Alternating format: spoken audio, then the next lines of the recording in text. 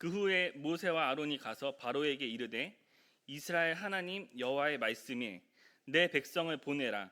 그들이 광야에서 내 앞에 절기를 지킬 것이니라 하셨나이다. 이제 아론과 모세가 여호와 하나님의 말씀을 받고 바로 왕 앞에 가서 이 말씀을 전합니다. 이스라엘을 이제 내보내 주십시오. 그들은 광야에 나가서 하나님의 절기와 하나님의 일들을 지켜야 합니다라고 전했습니다. 그랬더니 이제 모세의 말을 들었던 바로 왕이 어떻게 이야기를 했냐면 2절에 바로 있거든요. 2절입니다. 바로가 가로되 여호와가 누구간데 내가 그의 말을 듣고 이스라엘을 보내겠느냐? 나는 여호와를 알지 못하니 이스라엘도 보내지 아니하리라. 여기서 이제 정답이 있죠. 어떤 정답이었습니까? 나는 여호와를 알지 못한다 라고 이야기했습니다.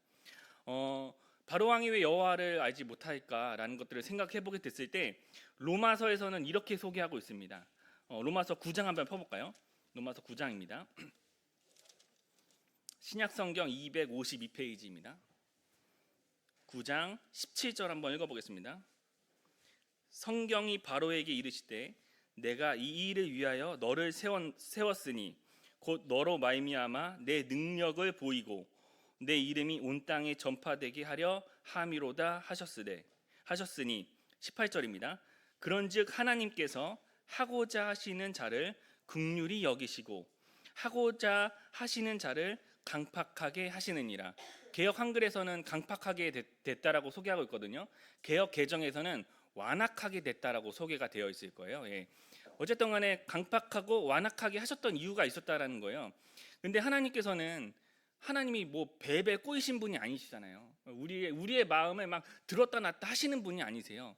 그것을 우리가 알 수 있는 구절이 또 어디 있냐면 야고보서 말씀도 한번 찾아볼게요. 야고보서 1장입니다. 야고보서 1장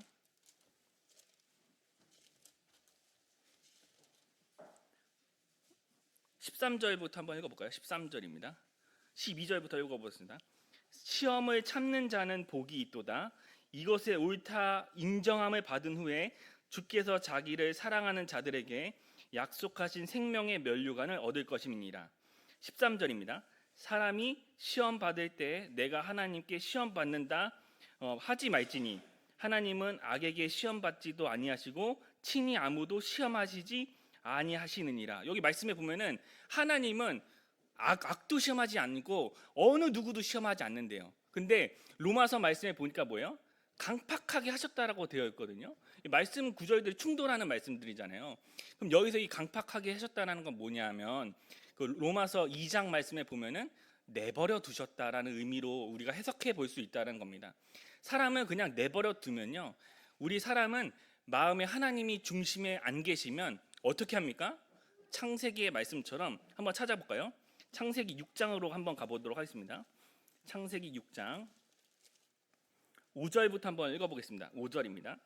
여호와께서 사람의 죄악이 세상의 관영함과 그 마음의 생각의 모든 계획이 항상 악할 뿐을 보시고라고 되어 있습니다. 그러니까 결론은 뭐냐면 마음의 중심에 하나님이 없는 사람을 그냥 내버려 두면 스스로 강팍하게 된다라는 거예요. 스스로 완악하게 된다라는 거예요.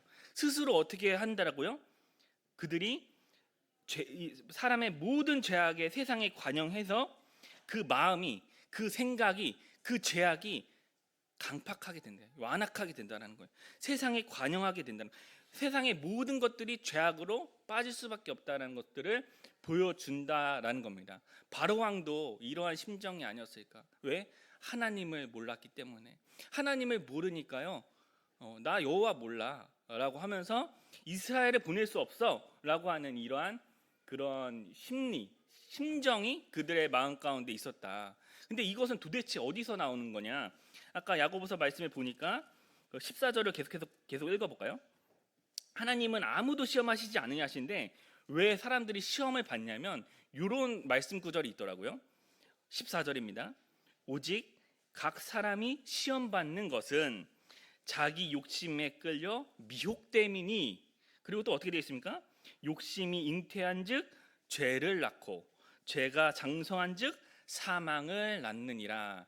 결론은 바로 왕의 이제 난 여호와 몰라라고 했던 이 의미들이 뭐냐면 자기 욕심, 자기 죄악, 자기 죄 때문에 이러한 길로 빠져 들어갈 수밖에 없었다라는 것들을 소개해주고 있다는 겁니다. 그 마음의 생각과 계획함이 항상 이것이 바로 죄인데, 이 죄는 어디서부터 도출되냐면 자기 욕심에서부터 도출된다. 그럼 바로 왕이 왜 이스라엘 백성들을 자기가 죽을 때까지 끝까지 내어주지 않았을까라는 것들을 생각해 봤을 때 이 욕심이 도대체 어디서 오는 건가라는 것들을 다시 한번 살펴보도록 하겠습니다. 다시 출애굽기 본문으로 돌아갈게요. 5장 2절을 읽었잖아요. 이번엔 7장으로 한번 가보겠습니다. 출애굽기 7장 23절 한번 보겠습니다. 이 7장 23절.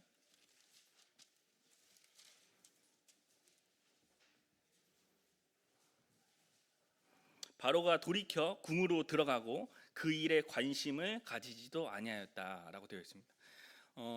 계속해서 모세와 아론이 와서 우리를 내보내 주십시오라고 이야기하는데 바로 왕의 행동은 어떻게 했냐면 그들의 이야기를 어떻게 했다고요? 관심도 갖지 않았다라고 소개하고 있다는 겁니다. 물이 피로 변하는 재앙을 겪었어요. 첫 번째 재앙. 그리고 나서 이제 애굽의 술사들도 물이 피로 변하는 것을 행했거든요. 그랬더니 이것을 보고 그 일에 이제 관심도 갖지 않게 되는 모습을 보게 됩니다. 출애굽기 8장 8절도 한번 읽어볼게요. 8장 8절입니다. 바로가 모세와 아론을 불러 이르되 여호와께 구하여 나와 내 백성에게서 개구리를 떠나게 하라. 내가 이 백성을 보내리니 그들이 여호와께 제사를 드릴 것이니라. 이제 개구리 재앙 때부터는 알았어. 이제 보내줄 테니까 여호와 하나님께 말씀하셔서 이 개구리를 떠나게 해줘라고 이제 이야기하는 모습들을 보게 되거든요. 25절도 한번 읽어볼까요? 출애굽기 8장 25절입니다. 바로가 모세와 아론을 불러 이르되 너희는 가서 이 땅에서 너희 하나님께 희생을 드려라. 28절도 읽어보겠습니다. 바로가 가로되 내가 너희를 보내리니 너희가 너희 하나님 여호와께 광야에서 희생을 드릴 것이나 너무 멀리는 가지 말라. 그런즉 너희는 나를 위하여 기도하라라고 되어 있습니다. 이제 보내주겠다. 이제 또 생각이 바뀌어서 이제 멀리 가지 마라. 이제 나를 위해서 기도해달라라고 하는 계속해서 스탠스가 계속 바뀌거든요. 이것은 두 번째, 네 번째 재앙을 바로 겪은 바로의 반응입니다. 모세와 협상을 하고 있어요. 그리고 재앙이 심상치 않음을 깨달은 바로가 모세의 요구를 조금씩 이제 들어줘요. 조금씩 이제 가라고 했다가 재앙이 멈추면 그 가라고 했던 말을 다시 뒤집고, 그리고 또 이 땅에서 제사 지내면 안 되겠니라고 또 제안을 하고, 그리고 제안했다가 거부당하자 그러면 가긴 가되 이제 멀리 가지 마라라고 이제 이렇게 제안을 하게 되는 거거든요. 9장도 한번 살펴보겠습니다. 9장 27절입니다. 바로가 사람들을 보내어 모세와 아론을 불러 그들에게 이르되 이번은 내가 범죄하노라. 여호와는 의로우시고 나와 내 백성은 악하도다. 28절입니다. 여호와께 구하여 이 뇌성과 우박을 그만 그치게 하라. 내가 너희를 보내리니 너희가 다시는 머물지 않게 하리라. 계속 재앙이 점점 더 심해지니까 이제는 어떻게 합니까? 이 바로 왕이 이번엔 내가 잘못했다, 내가 범죄했다라고 이야기하는 모습을 보게 되거든요. 그리고 이 우레소리와 이 우박을 멈춰 달라라고 이제 요청하는 모습을 보게 됩니다. 10장도 한번 볼까요? 10장 8절부터 10절까지 한번 읽어보겠습니다. 모세와 아론을 바로와에게 다시 데려오니 바로가 그들에게 이르되 가서 너희 하나님 여호와를 섬기라. 그들에 가서 너희 하나님 여호와를 섬기라. 갈 자는 누구누구뇨? 9절입니다. 모세가 가로되 우리가 여호와 앞에 절기를 지킬 것인즉 우리가 남녀노소 우양을 데리고 가겠나이다. 10절입니다. 바로가 그들에게 이르되 내가 너희와 너희 어린 것들을 보내면 여호와는 너희의 함께 함이 일반이니라. 삼갈지니라. 너희 경영이 악하니라. 11절입니다. 그는 불가하니 너희가 남정만 가서 여호와를 섬기라. 이것이 너희의 구하는 바니라. 이에 그들의 바로 앞에서 쫓겨나니라. 이제 일곱 번째 재앙은 우박과 우레 소리를 들었잖아요. 그거 겪었습니다. 이제 보내겠다라고 약속까지 했어요.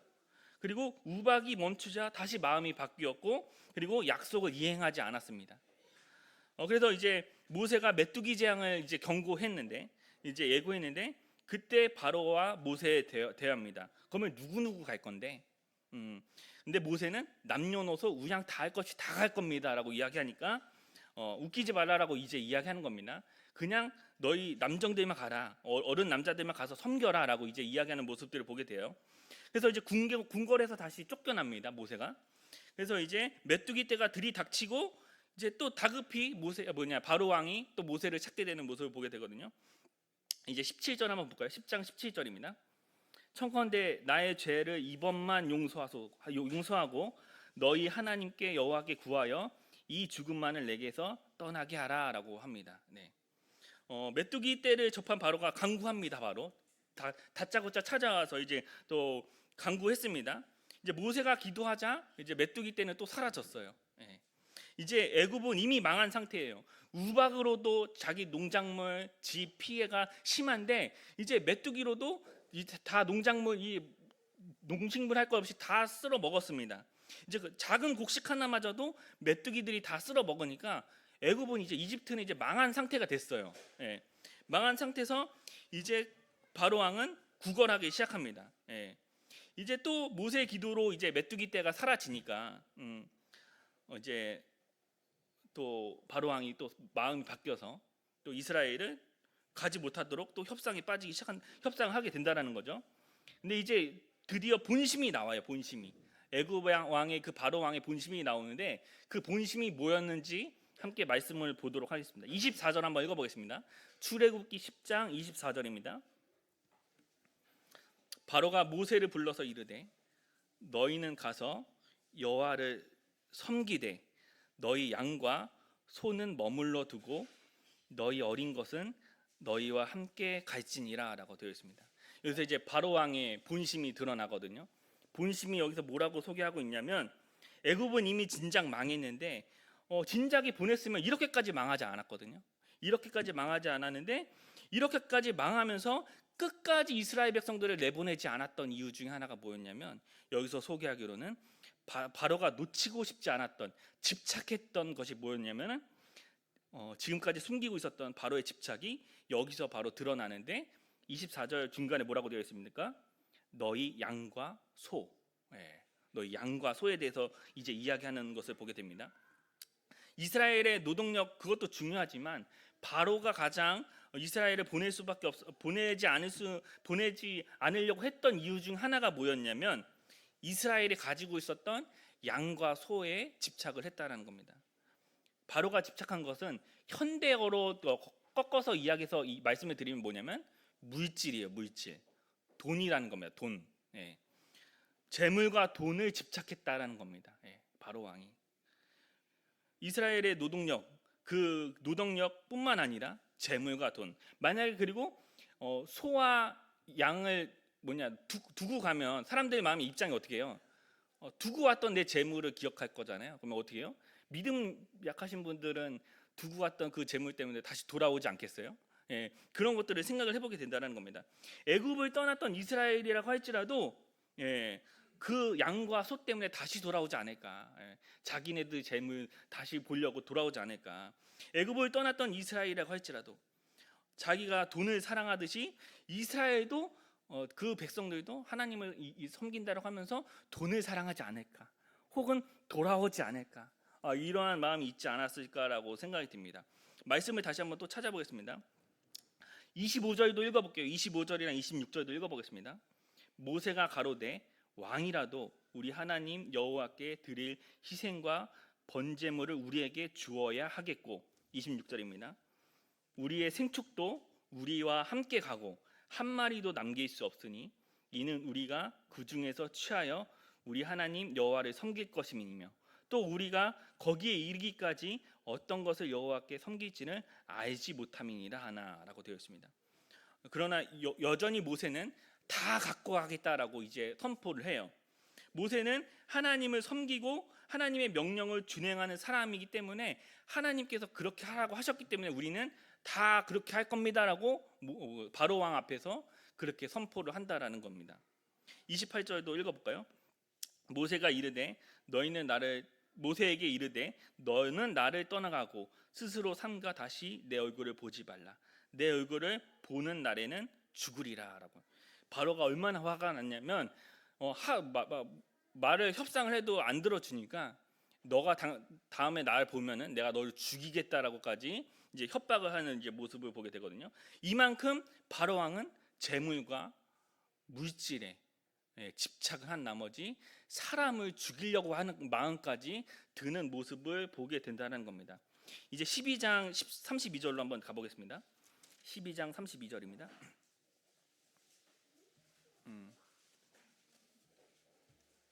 이제 마지막 장자의 그 재앙을 맞았어요. 이제 바로 왕 아들도 장자도 죽었습니다. 그랬더니 이제 바로가 어떻게 됐습니까? 이렇게 얘기해요. 32절입니다. 너희는 말대로 너희 양도 소도 몰아가고 나를 위하여 축복하라 하며라고 되어 있습니다. 내가 두 손 두 발 다 든다. 이제 다 갖고 가. 다 갖고 가고 이제 나를 위해서 축복해 줘라고 이제 기도를 하거든요. 근데 여기서 보면은 그냥 다 이제 두 손 두 발 든 것 같잖아요. 근데 그렇지 않더라고요. 어떻게 합니까? 끝까지 쫓아옵니다. 끝까지. 끝까지 쫓아오는 모습을 보게 되거든요. 그만큼 바로가 집착한 것은 아들이 죽었는데도 그 양과 소 때문에 끝까지 집착한 나머지 자기도 홍해 바다에서 수장돼 버리는 그러한 안타까운 비극을 맞게 된다라는 겁니다. 그래서 우리가 생각해 볼 수 있는 사실 중에 한 가지가 뭐냐면 바로는 돈을 섬겼어요. 재물을 섬겼습니다. 돈을 사랑함으로 돈을 집착함으로 사탄을 섬기고 있었다는 것을 우리가 말씀을 통해서 교훈을 얻을 수 있다는 겁니다. 결국 사탄의 종은 돈을 사랑하는 사람이, 돈을 숭배하는 사람이다라는 겁니다. 하나님과 원수가 되어 자기 나라가 망하는 것도 모자라서 자기 군대가 수몰되는 것도 모자라서 자기 아들이 죽는 것도 모자라서 결국엔 자기 목숨도 죽게 되는 돈을 너무 사랑한 나머지 돈을 쫓아간 나머지 그러한 비극적인 모습을 우리는 바로 왕을 통해서 볼 수 있다. 이렇듯이요. 이집트는 이스라엘과 분리되어 있는 거잖아요. 이스라엘은 하나님의 백성이라고 한다면 이집트는 세상을 비유할 수 있어요. 세상을 비유할 수 있다는 겁니다. 우리 그리스도인이 있는가 반면에 세상 사람들이 있습니다. 이 세상 사람들은 바로 왕과 같이 뭐라고요? 세상에서 가장 추구하고 있는 가장 좋은 것, 물질, 돈, 고대에는 양과 소 이런 것들을 추구하고 더 가치 있게 여기고 또 좋아하고 살아간다는 겁니다. 이렇듯이요. 현대 사회나 고대 사회나 이 돈이라는 것은 굉장히 중요하다라고 생각이 듭니다. 물건을 사고 팔고 가치를 매기는 것이기 때문에 사람들이 중요하게 여겨요. 그렇기 때문에 돈의 문제는요. 이 재산의 문제에는 부자는 부자대로, 가난한 사람은 가난한 사람대로, 또 적당히 있는 사람은 적당히 있는 대로 이런 것들 때문에 인생의 큰 문제 중 하나다라는 겁니다. 그게 또 어디 세상 사람들 뿐이겠습니까? 우리 그리스도인들도 그렇잖아요. 만약에 교회의 주인이 하나님이셔야 되는데 돈이 되면 어떻게 되겠습니까? 그 교회는 풍비박산 날 거라고 생각이 됩니다. 그리고 때로는 성도들도 자기 물질을 위해서 또 기도하는 그런 성도들도 있을 거라고 생각이 됩니다. 그래서 이제 이런 것들을 통해서 현대 사회나 고대 사회나 이 돈의 문제는 정말 중요한데 우리가 이런 것들을 어떻게 지혜롭게 잘 해결해 나가야 될까라는 것들을 오늘 성경에서 어떻게 소개하고 있는지를 한번 살펴보고 말씀을 한번 정리를 해보도록 하겠습니다. 예수님 당시에도 이 물질에 대해서 동일한 관심과 동일한 근심들이 있었던 것 같아요. 그래서 이제 산상수훈을 통해서도 이제 말씀을 해주시는데 이제 고대 팔레스타인 집들은 주로 진흙으로 지었대요. 진흙으로 지어서 도둑들이 벽을 긁어서 뚫어서 침입해서 이제 재산들을 훔쳐서 달아날 수 있는 그런 시대였다라고 얘기하거든요. 그러면서 이러한 이제 예수님께서 이렇게 비유를 해주세요. 한번 찾아볼까요? 마태복음 6장입니다. 마태복음 6장 한번 펴보겠습니다.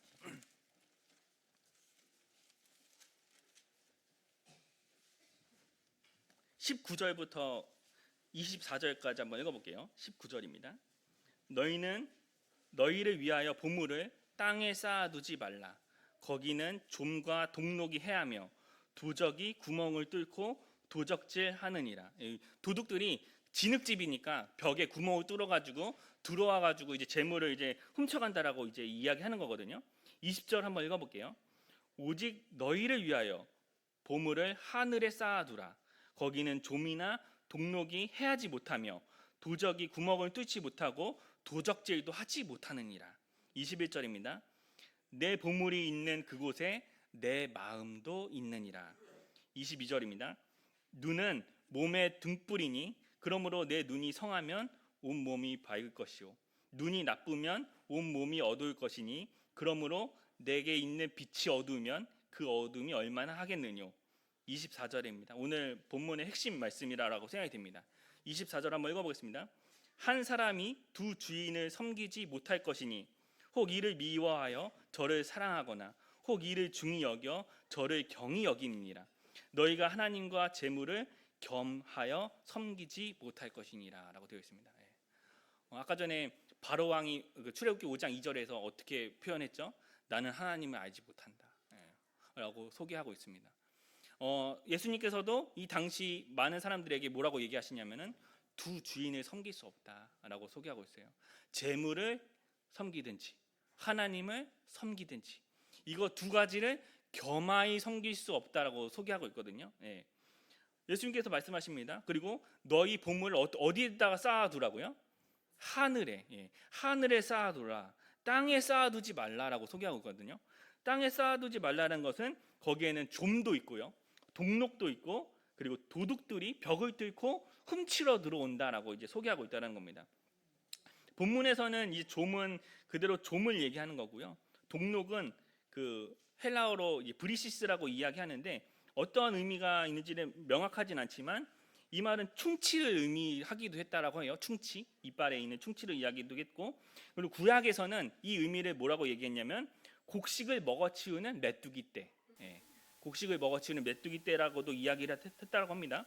그래서 기존에 보관된 어떤 것들이 먹혀지거나 갈가 없어지거나 그 없어지게 만드는 무엇을 동록이라고 생각하시면 될 것 같아요. 갈가 없애버리는. 그래서 이제 재물을 땅에 쌓아두지 말라고 했던 의미들은 뭐냐면 재물을 땅에 쌓아두면 어떻게 된다고요? 없어진다. 어차피 우리가 만물의 이치도 그렇잖아요. 우리가 이 세상에 시작을 했으면 끝이 있습니다. 그리고 시작은 우리가 젊어서 파릇파릇하지만 어떻게 됩니까? 시간이 가면 갈수록 이제 늙어서 이제 없어지게 되는 그러한 시간 속에서 우리가 살아가고 있거든요. 재물도 동일합니다. 우리가 영원히 소유할 수 있을 거라고 생각하지만 결국은 어떻게 됩니까? 없어져요. 그 없어지는 것에 대해서 이야기합니다. 그래서 땅에 쌓아두지 말라는 것은 하나님께서 어차피 이 세상은 유한한데 그 유한한 거 가지고 너희가 무엇을 위해서 먹을까 염려하냐라고 하면서 이제 6장 후반절에 그렇게 이야기하거든요. 그래서 6장 마지막 구절에는 뭐라고 소개하고 있냐면 그러므로 내일을 위하여 염려하지 말라.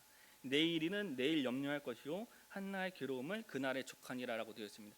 염려라고 얘기하면서 내일을 걱정하지 말라라고 소개하고 있다는 겁니다. 하나님께서는 우리에게 여러 가지의 것들을 다스리라라고 얘기하셨어요. 사람을 지으시고 아담과 하와에게 먼저 명령하셨던 명령이 무엇인지 아십니까 혹시? 그 창세기 1장 27절에 나와 있는데요. 27장에 뭐라고 소개되어 있냐면 한번 읽어드리겠습니다. 하나님이 자기 형상 곧 하나님의 형상대로 사람을 창조하시되 남자와 여자를 창조하시고 28절입니다. 하나님이 그들에게 복을 주시며 그들에게 이르시되 생육하고 번성하고 땅에 충만하라 땅을 정복하라 바다의 고기와 공중에 다스리는 땅에 움직이는 모든 생물을 다스리라. 하나님이 가라사대 내 온 지면에 씨 맺는 모든 채소와 씨 가진 열매 맺는 모든 나무를 너희에게 주노니 너희 식물이 되니라. 이렇게 하면서 이제 이야기하거든요. 그래서 우리가 중요하게 생각해야 될 게 뭐냐면 정복하고 번성하고 다스려라라는 겁니다. 그러니까 이 다스려라고 하는 의미들이 뭐냐면 내일일을 염려하지 말라고 했잖아요. 우리가 그 말 뜻이 뭐냐면 시간을 다룰 줄 알아야 돼. 시간을 다스려라.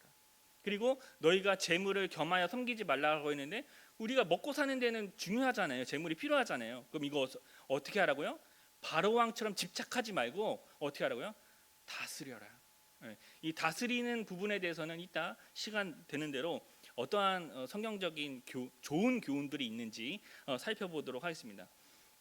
그래서 하늘의 재물에 쌓는 것, 하늘에게 그 재물을 쌓아두는 것은 우리가 어떻게 생각해 볼 수 있냐면 보화를 쌓아두는 개념은 유대인의 일반적인 이제 개념들이었거든요. 이 유대인들이 머리가 명석하잖아요. 예. 그래서 고대 유대인들은 고리대금을 많이 하셨대요. 고리대금을 많이 하고 그래서 재산들 많이 불리고 이렇게 해서 금융 지식이 많이 뛰어나다라고 얘기하시더라고요. 예. 그렇게 명석한 유대인들이 그 자기 보화를 쌓아두는 그런 것들이 일반적으로 다들 잘하셨기 때문에 보화들을 쌓는 것을 이야기하거든요.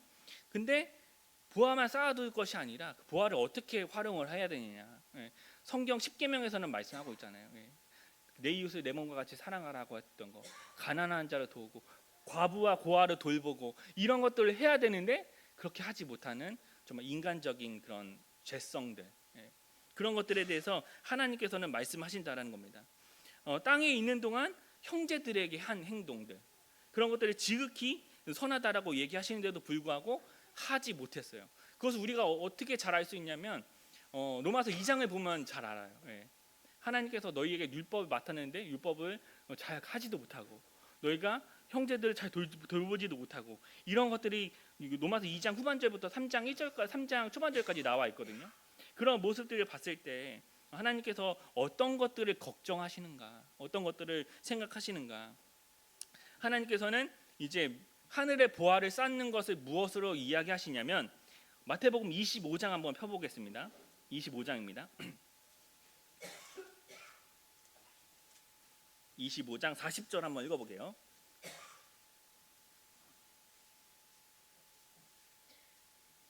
하늘의 보화를 쌓는 방법 40절입니다. 임금이 대답하여 가라사대 내가 진실로 너희에게 이르노니 너희가 여기 내 형제 중에 지극히 작은 자 하나에게 한 것이 곧 내게 한 것이니라 라고 소개하고 있다는 겁니다. 이것이야말로 하늘의 보화를 쌓아둔 일이에요. 하나님께서 기억하신다라고 말씀하셨습니다. 마태복음 19장 21절도 한번 읽어볼까요? 19장 21절. 예수께서 가라사대 내가 운전하고자 할진대 내 소유를 팔아 가난한 자들에게 주라. 그리하면 하늘에서 보화가 내게 있으리라. 그리고 와서 나를 쫓으리라 하시니라고 되어 있습니다. 여기서도 하늘의 보화를 쌓는 방법이 뭐라고 소개되어 있냐면 내 소유를 팔아서 가난한 자를 도와줘라라고 소개하고 있다는 겁니다. 그래야 어떻게 된다고요? 내 보물이 하늘에 있다. 하늘의 보화가 내게 있으리라라고 소개하고 있다는 겁니다. 그리고 오늘 읽었던 그 6장 21절에도 내 보물이 있는 곳에 내 마음이 있다라고 소개하고 있는 거예요. 예. 우리가 가장 관심을 두고 있는 것, 우리가 가장 이제 귀하게 여기는 것, 그것이 바로 우리 마음에 있기 마련입니다. 예. 그 수십억의 막 적금을 예치한 사람도 가장 관심이 있는 것이 그 적금 예치한 거겠잖아요. 그리고 주식을 보유를 가장 많이 하신 분들도 주식에 가장 관심이 많기 때문에 그렇게 하는 것이 아니겠습니까? 그리고 사랑하는 아들을 군대에 보낸 부모님이 계신다고 한다면 군대에 관심이 많겠죠. 예, 군대에 관심이 많겠고, 그리고 그때는 부모님이 애국자가 됩니다. 예. 그리고 마찬가지입니다. 하나님 앞에서 행하고 하나님 앞에 사는 사람들은 누가 관심이 가장 많겠어요? 하나님의 관심이 가장 많겠죠. 예. 마찬가지입니다. 우리의 마음이 있는 곳에 우리의 보물이 있는 곳이에요. 예. 내가 오늘 무엇을 생각하고 어떤 것을 하고 어떤 것을 이루는지를 생각해 보게 되면 아, 내가 이것을 가장 관심을 많이 두고 있었구나라는 것들을 생각을 해보게 된다는 겁니다. 하나님께서 말씀하시는 이 이야기는 뭐냐면 하나님 앞에서 행하는 구제를 얘기하시는 거예요. 네. 당장 내 곳간, 내 금고, 중요한 하늘 곳간도 중요하지 않는 땅 위에 재물만 쌓아두는 이 사람들은 하늘의 아버지의 뜻보다는 내 뜻이 우선이게 되는 그러한 모습들을 보게 되거든요. 다시 본문으로 돌아오겠습니다. 마태복음 6장으로 다시 한번 가볼게요. 6장입니다. 22절 다시 한번 읽어보겠습니다. 22절, 23절입니다. 눈은 몸의 등불이니 그러므로 내 눈이 성하면 온몸이 밝을 것이요 눈이 나쁘면 온몸이 어두울 것이니 그러므로 내게 있는 빛이 어두우면 그 어둠이 얼마나 하겠느냐라고 되어 있습니다. 이것은 또 무슨 말씀일까요? 하늘의 보물을 쌓아두라라고 하는 말씀을 하다가 갑자기 눈 얘기를 하시거든요. 눈 얘기를 하시는데 24절을 잠깐 보니까 24절 말씀은 다시 원래 주제로 돌아와요. 그러니까 22절과 23절 말씀은요, 조금 주제와 좀 어긋나 보이는 그런 난해한 구절로 보이게 되거든요. 그러나 21절과 24절이 동일한 주제라고 생각이 된다면 이 중간에 포함되어 있는 22절과 23절의 말씀은 선한 눈을 가지고 있는 사람, 선한 사람이 하나님을 섬기는 사람, 천국의 보물을 쌓는 사람이면서 동시에 악한 눈을 가지고 있는 사람은 재물을 섬기고 그리고 땅의 보물을 쌓아두는 사람이다라고 비유를 해볼 수 있겠죠. 좋은 눈을 가진 사람 그리고 나쁜 눈을 가진 사람, 이 두 가지의 사람은 한 사람은 하늘의 소망을 쌓아두는 사람들, 보화를 쌓아두는 사람, 한 사람은 땅의 재물을 쌓아두는 사람들에 대해서 이제 이야기하는 것이 아닐까라고 생각이 듭니다. 한 사람이 두 주인을 섬길 수 없기 때문에 그렇다라는 거예요. 그래서 24절의 마지막으로 이제 예수님께서 결론적으로 이제 이야기를 하시거든요. 24절 마지막으로 한번 더 읽어보겠습니다. 한 사람이 두 주인을 섬기지 못할 것이니 혹 이를 미워하여 저를 사랑하거나 혹 이를 중히 여기며 저를 경히 여김니라. 너희가 하나님과 재물을 겸하여 섬기지 못할 것이니라. 여기서 이제 섬기다라고 표현이 되어 있잖아요. 근데 아까 전에 제가 말씀드린 부분은 섬기는 것이 아니라 다스려야 된다라고 말씀을 드리는 부분을 말씀을 드리고 싶습니다. 현재는 이제 황금 만능주의예요. 물질 만능주의와 같은 개념의 단어예요. 여기서 이제 24절에 만몬이라는 헬라어가 등장하거든요. 만몬 신이라고 하잖아요.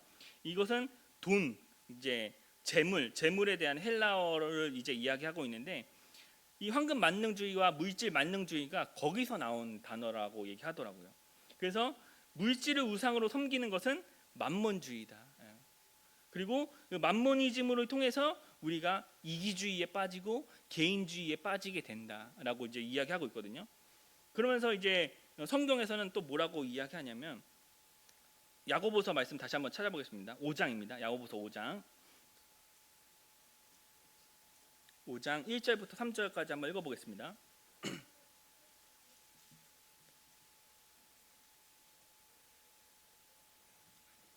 한번 읽어보겠습니다. 들으라 부한 자들아 너희에게 임할 고생을 인하여 울고 통곡하라. 2절입니다. 너희 재물은 썩었고 너희 옷은 좀 먹었으며 너희 금과 은은 녹이 슬었으니 이 녹이 너희에게 증거가 되며 불같이 너희 살을 먹으리라. 너희가 말세에 재물을 쌓았도다라고 소개하고 있습니다. 이 말씀은 재물을 섬기는 자들에게 대해서 말씀을 하시는 거거든요. 그 땅에 이제 그들의 땅에 보물을 쌓아두었다. 그들의 땅에 쌓아둔 이 재물은 결국엔 썩어져 없어질 것이다라고 이제 이야기하고 있다는 겁니다.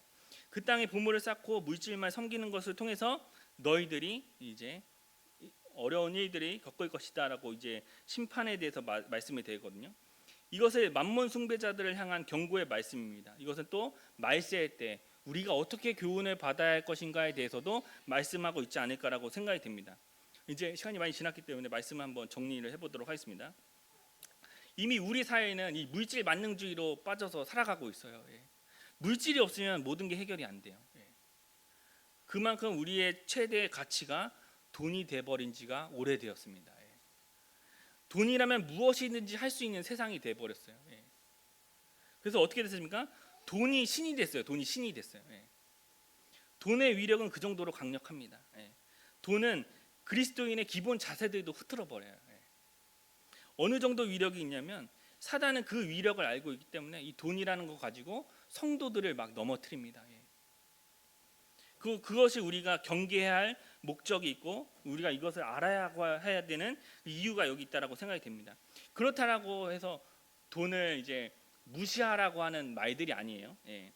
돈을 무시하라는 말씀은 아니고 다만 경계의 말씀은 뭐냐면 돈을 사랑하지 말라. 그리고 돈을 섬기지 말라. 만약에 돈을 사랑하고 섬기면 그 사람은 물질의 종이 돼버린다. 네. 그 사람이 성도라 할지라도 하나님의 종이 될 수가 없다. 두 주인을 섬길 수 없기 때문이다라고 성경은 말씀하고 있다라는 겁니다. 그렇습니다. 우리는 그 재물과 그리고 하나님과 재물을 겸히 섬길 수가 없어요. 진정으로 섬기고 사랑하는 것은 하나님이어야 된다는 겁니다. 그래서 우리가 그 6장 24절에 말씀하셨던 것처럼 한 사람이 두 주인을 섬길 수 없다라고 말씀을 드렸습니다. 그러면은 이렇게 생각할 수 있잖아요. 그러면 우리 돈 다 팔고 어떻게 해야 되냐 할 수 있잖아요. 그렇죠? 은행에 있는 돈을 다 몽땅 팔아서 가난한 사람들한테 나눠주면 난 지금 어떻게 해야 되지? 라고 생각하실 수도 있는데 그 이야기를 하는 것이 아닙니다. 그 이야기하는 것이 아니고 하나님께서는 사람에게 돈을 사용케 하셨어요. 재물을 다스릴 수 있는 권리를 허락하셨다라는 거예요. 재물을 다스릴 수 있는 권리를. 그래서 이 재물도요, 사실은 하나님의 일을 하기 위해서 필요합니다. 필요하기 때문에 이것을 우리가 어떻게 관리하고 어떻게 다스려야 할지 우리가 생각을 해보자라는 겁니다. 그러나 문제는요, 돈이 주인이 되면 안 돼요. 돈이 주인이 되면 안 된다. 문제는 돈을 집착하고 돈을 사랑할 때 어떻게 된다고요? 오늘 서두에 소개해드렸던 바로왕과 같은 예로 안 좋은 일로 빠져갈 수밖에 없다는 겁니다. 돈을 섬기고 돈을 사랑한다라고 한다면 바로왕처럼 극단적인 생활로 마감할 수도 있는 사건이 우리에게도 동일하게 일어날 수 있다는 겁니다. 즉 뭐냐면 돈은 우리의 주인이 되면 안 돼요. 우리의 주인은 오로지 하나님이어야 된다는 겁니다. 하나님이 계시고 하나님께서 우리에게 자유의지를 허락하셨고 그 자유의지를 우리가 누릴 수 있는 한에서 우리가 창세기 27장부터 나와 있는 1장 27절부터 나와 있는 말씀처럼 다스려야 됩니다. 번성하고 생육하고 다스려야 된다는 겁니다. 다스려야 된다. 그 죄 사슬에 매여서 옴짝달싹할 수 없었던 사람들이 예수님을 믿음으로 자유함을 얻은 자가 이제 성도라고 칭함을 받게 되고요. 그 크리스찬들이 이제 사단의 자녀에서 하나님의 자녀로 옮겨졌습니다. 완전히 바뀐 사람이 성도입니다. 성도에게는 참 자유함이 생기는데 그 참 자유함으로 어떻게 한다고요? 내게 능력 주시는 자 안에서 내가 모든 것을 할 수 있다라고 하는 사도 바울 형제님의 고백처럼 그렇게 살아가게 된다는 겁니다. 창세기 1장 28절에 말씀하셨던 것처럼 하나님이 그들에게 복을 주시고 하나님이 그들에게 이르시되 생육하고 번성하고 땅에 충만하라, 땅을 정복하라, 바다의 물고기와 하늘의 새와 땅의 모든 기는 모든 것들 다스려라. 여기에 우리가 포함되어 있겠죠. 모든 물질들, 모든 만물들을 우리가 다스려야 할 것에 대해서 이제 소개하고 있다는 겁니다. 하나님께서는 사람을 하나님의 형상대로 지으셨어요. 그리고 사람을 만드시고 에덴 동산에 우리가 누릴 수 있게 베풀어 두셨습니다. 인간은 만물의 영장이다라고도 표현하고요. 에덴 동산과 지구상에 있는 모든 생물들을 다스릴 수 있는 권한을 하나님께 부여받았습니다. 그 생물을 다스리는 그 권한이 인간에게 주어졌다고 한다면 이 생물을 통해서 파생되는 모든 제도, 모든 권리, 모든 무생물 역시도 사람이 다스릴 수 있는 인간의 다스림의 대상이다라는 겁니다. 그런데 인간이 범죄함으로 인해서요, 하나님과 멀어졌잖아요. 하나님과 멀어지니까 어떻게 됐습니까? 창세기 6장에 아까 전에 읽었던 것처럼 사람의 생각과 계획함과 모든 것들이 악하다라고 이제 소개하고 있듯이 그 죄의 노릇에 빠지게 됐다는 겁니다. 그래서 하나님께서는 사랑의 하나님이시기 때문에 예수님을 이 땅 가운데 보내주셨고 예수님을 통해서 오늘 오전 시간에 말씀 드린 것처럼 그의 이름을 힘입어서 우리가 구원을 얻는 그 놀라운 일들이 있었고 그 구원받은 자들이 이제 왜곡되었던 자유의지들이 회복되고 이제 하나님의 다스림의 권세를 다시 에덴에서부터 시작됐던 그 다스림의 권세를 우리가 이어받아서 그 다스림의 권세를 이제 다스려 나아가는, 믿음으로 의롭다함을 받은 성도들이 그 다스림의 권세를 이어받아서 다스려 나아가는 그러한 일들 우리에게 있어야 되지 않을까. 성도는 가장 좋으신 하나님을 섬기는 사람들이고요. 그 사람들이 어떻게 했는지 이 말씀 구절만 찾아보고 오늘 마무리를 짓도록 하겠습니다. 사도행전 2장 한번 보겠습니다. 사도행전 2장입니다. 이 다스림의 권세를 가진 사람들, 이 사람들이 어떠한 일들을 하는지 한번 찾아보게요. 2장 40절 한번 42절 볼까요? 42절.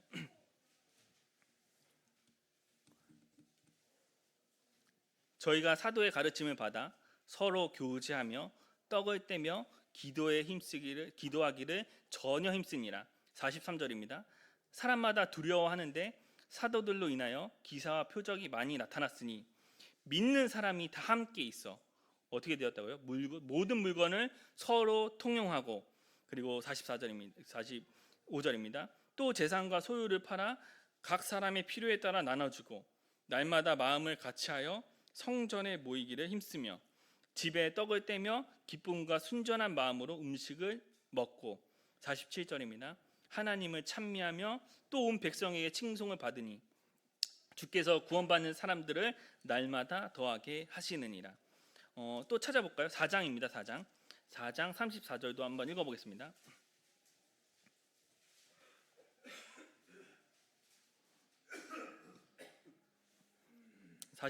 34절입니다. 한번 읽어볼게요.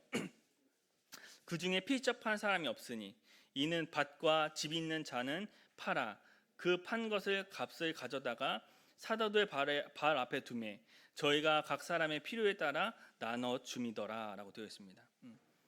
이 성령 충만했던 이 초대교회 성도님들은요, 재물을 다스릴 줄 알았어요. 재물에 집착하지 않았어요. 이 집착하는 마음이 없으시니까 어떻게 했어요?